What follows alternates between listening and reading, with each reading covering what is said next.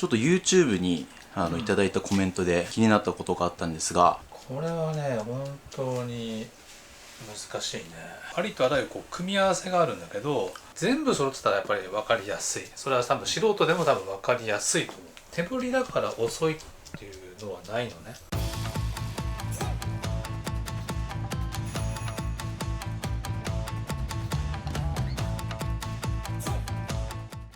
先生お疲れ様です。ちょっと YouTube にいただいたコメントで気になったことがあったんですが、完成を見て手彫りかどうかわからないのであれば、時間のかかる手彫りのメリットはあるのかというコメントがついてまして、それに対して一応先生もアンサーしていただいてたんですけど、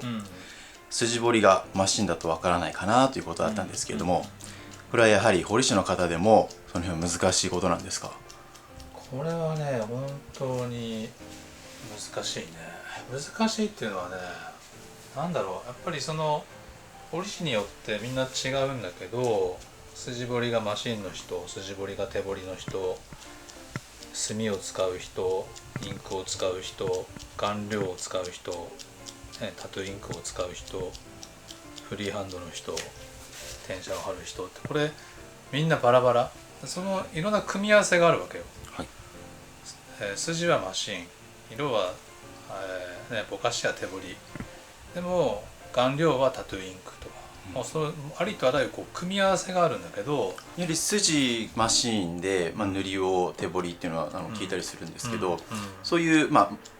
術というかやり方が混ざってくると分かりづらくなってくる。一番分かりやすいのでいうと、やっぱり自分から見たらね、その堀米さんとか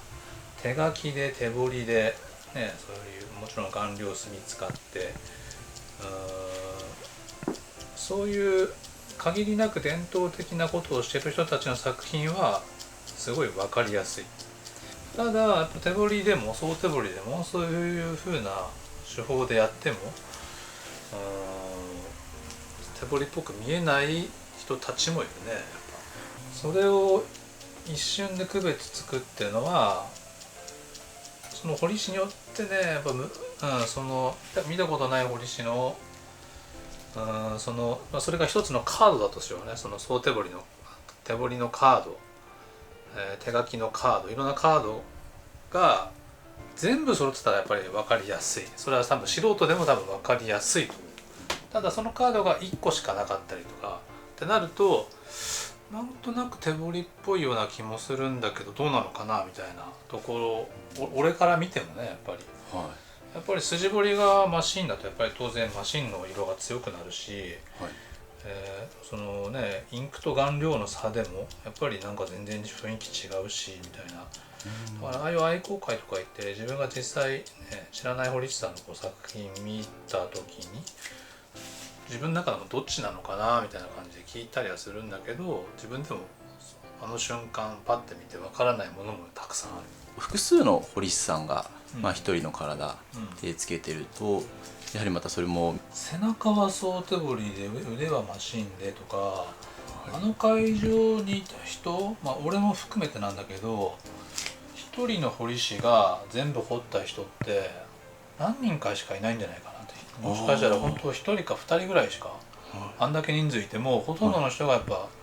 彫り師 2,3 人ぐらいやってる、俺もだけどね、そうなるとさらに見分けるのが難しくなってくるかな。やっ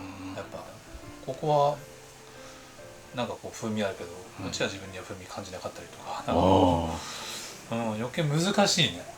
で、ああいうとこに行っても俺がほらマシンですか手彫りですか結構間違ったりするのも多分入ってたと思うんだよ。これ手彫りですよね。でもね、いや機械なんですよ。それはなんでそういうふうに俺が手彫りかどうか聞いたかというと、なんかその味を感じるのね。その彫り物から何かしらの味を感じたい人にそれを聞くのね。なるほど。味っていうのはなんかそういう自分の目から見たら古っぽく見える何か色とか風合いとか、なんか最近のそういうなんかタトゥーマシンってバキッとした色のものじゃなくて、なんか味わいのある風味のあるようなのをこっちが察知して、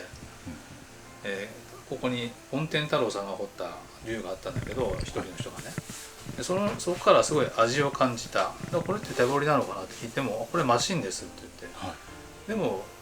顔料とか使ってて、その風味が出てた、味わいが出てた、うん、だからその味わいになんか自分が反応して、これ手彫りなのかなって聞いた。でもそれはマシンだった。その顔料で風味が出てた、っていう感じだったのかな、あれは。そういうことですね。そうするとマシンであっても、いろいろな工夫で味を出すことはできる、できるんだろうね、多分ね。ということですね。あと先ほどおっしゃってましたけど、手彫りでも、マシンのような筋を引く人もいる。でもなんか違うよ、やっぱり。なんかその比べたら分かるんだけどね、やっぱね、引いた後でもなんかにじんでるんだよね、なんかこう手彫りの線って、ちょっともやっとしてるんだよね。でこのもやっと感が自分にとってはすごい大事だから。なるほど。シャキーンとしてるとね、日本画っぽく見えないって昔言ったことあるんだけど、日本画っぽく見えない、なんかこう日本画って和紙に描くと、和紙ってこうざらついてるから、かすれたりするのね。なんかこうもやっとしたり、なんかこうそれがなんか自分にはこう日本画の特徴ではあるんだけど、なんか日本画っぽく見える。ただ、自分の中でマシーンで彫るとあんま日本画っぽく見えない、彫りたてはね。なるほど。ただマシーンも時間経つともやっとしたりするから、そうなると手彫りの線であんまりこう手彫りらしくない、例えば細い線を引いた線があるとするでしょ。それが時間が経ってにじんだのと、マシンで引いてにじんだのと、20年ぐらい経つとやっぱ分かんなかったりするね、その線、細い線とかあったら。なるほど。筋が手彫りでもすごい綺麗な線引く人もいたり、手彫りっぽい味のある線を引いたりっていう人もいるから。例えばね、ここの例えば伊藤君のこの手彫りの線なんだけど、俺はこれね、手彫りの線ってすぐ分かるのね。ちょっとこうやっぱにじんでるし、手彫りのこの太さでちょっとこうガタガタしてる部分があったりとか、なんとなく自分の中で手彫りの良さが出てるかなと思うんだけど。ちなみに伊藤さんは手彫りマシーンなんか違いとかってなんか個人的に分かったりとか。僕の場合は入れてもらってからですけど、自分の体見てマシンで彫った後と、手彫りで彫ってもらった後だと、やっぱり筋彫りがやっぱりこうにじんでるのがすごい分かったんで、それでやっぱり全然違うんだなって思いましたね。やっぱり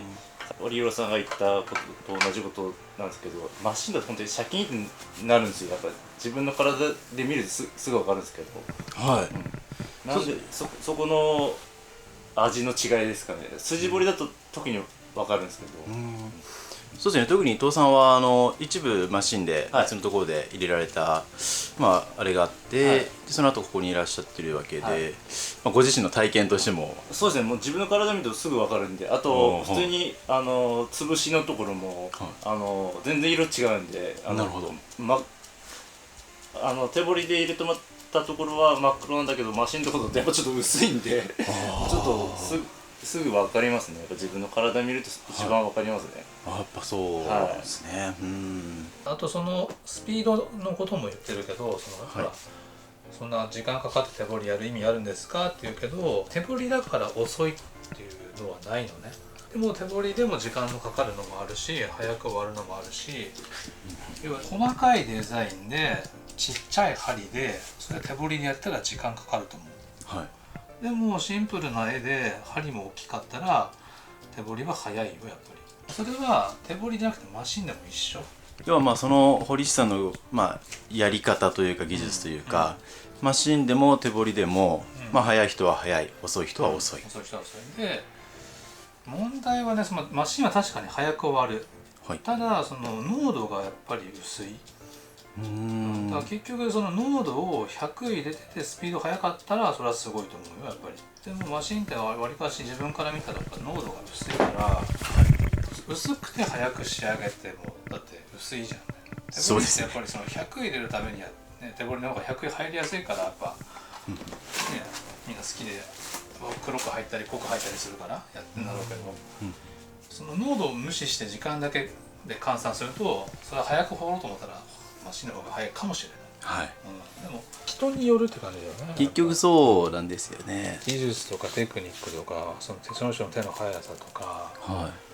やっぱ速い人は速いよやっぱり。まああとはなんだろうな、やっぱり手彫りでやってほしいっていうね、例えば素人の分かんない人がマシンでも手彫りでも分かんないけど、見た目は俺自分には分かんないけど、ただ手でやってほしいっていう人がやっぱいるのよ。それは俺も一緒。やっぱり時間とかじゃなくてやっぱり手でやってほしい。日本の伝統ってなんかそういうイメージがあるから、マシンであんまやってほしくないっていうの。俺はそれで総手彫りの先生を選ぶわけだから、だからその時間とかでやっぱ選ばない人もたくさんいるから、そこになんか意味あるんですかって言っても意味はあるよね。まあ、手彫りに対する価値はまあ人それぞれ違うっていうことですよね。だからそういう観点からこういろんな人に愛好会に行っていろんな人に聞いて自分の目をこう鍛えたりとかさ、それはそれでその一つの楽しみ方だとは思うよ。まあ、勉強できて、新しい発見もあって、自分の目も鍛えれるしね。なんかそうですよね。あの場にいて50人全員をバンってそれ言えたらそれは本当の目利きじゃない。すごいですね。いるのかなと思うよ、そんな人。だからそういう意味ですごい勉強にもなったし楽しかったかな。まあこういういい質問もいただけたし、そう、なかなか俺もちゃんと答えたいと思うような質問が来るとちゃんと答えたいかな。なんか全部の質問にね答えるっていうのもね、こうやってこれを作るのもちょっと難しいけど、まあ厳選していい質問があったら答えたいなと。そうですね。その時の自分の若い頃はなんかラッパーのタトゥーがかっこよかったりとか、結構珍しいのよね、この題材頼んでくるっていうか、彫り物の世界でね、これあんま彫ってる人はあんまりいないね。こういう変わり種くんのもまたこっちからしたら新しい挑戦だから、一回も誰も彫ったことない人を自分が彫ってその彫り物の世界でこう有名にするっていうか。